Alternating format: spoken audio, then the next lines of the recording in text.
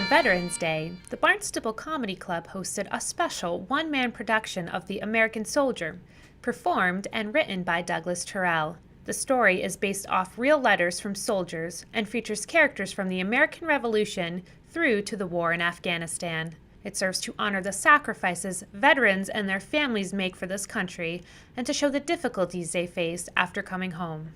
I started it as a project when we were heavily in the Middle East, and I was reading a lot of stories about vets coming home and struggling with PTSD or they're having financial troubles. So I wanted to do something about it. I wanted to share people what their sacrifice was and what commitment was. And it started as a kind of like a small project. I never thought it would have the legs that it has today.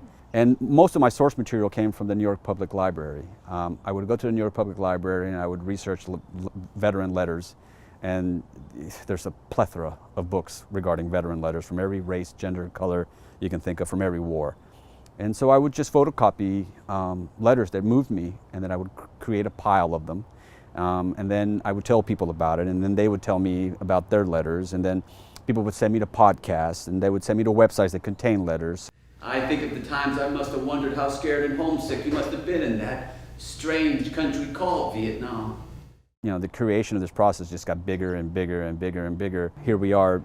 I've been performing it professionally for about 6 years. I've probably done it for over 10 to 15,000 audience and veterans. It's been to 13 states, 16 or 17 cities. Veterans who've watched the show have noted how accurate the characters and scenarios are. The accuracy comes mainly because I'm using their words. And, you know, over the time of the play, you know, I've been giving little notes by different veterans who've seen the play. Get your hands up in the air! Aye, sir! I said get your hands down! Aye, sir! I said get your hands up in the air! Aye, sir! Get your hands down! You know, I get letters all the time from veterans and family members who are veterans from Blue Star, Gold Star families, and they just say thank you for honoring them, because a lot of them feel that the rest of the nation has completely forgot about them, and they're not willing to really to understand what their sacrifice and commitment has been. And I think we as a society, as an American society, we should know that.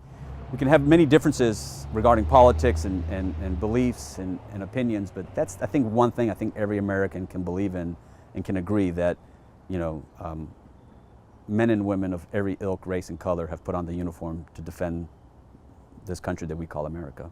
Douglas especially connected with one particular character in the show. I understand the guy who's addicted to war really well, you know. And I understand how you can be really, you can miss that adrenaline to a point where it's hard to get rid of, you know, like a drug addiction.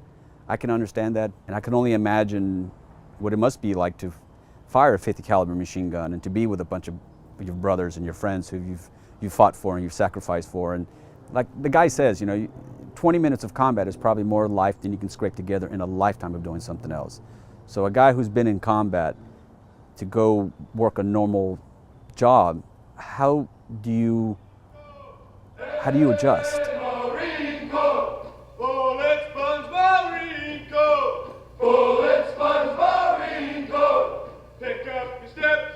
Visit theamericansoldiersoloshow.com for more information. In Barnstable, for Cape Media News, I'm Emily Tellick.